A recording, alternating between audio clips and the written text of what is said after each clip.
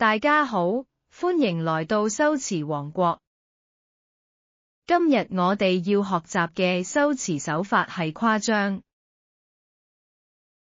誇張係指用言過其實的方法，擴大或縮小事物的形象、數量、特徵、作用、程度等的修辭手法，透過放大或縮小事物特徵來凸顯本質，或強化情感。擴大誇張係故意將事物的規模、程度或特徵放大。例如呢句，教室裏響起了震耳欲聾的掌聲，將掌聲誇大成震耳欲聾，描寫出掌聲嘅響亮。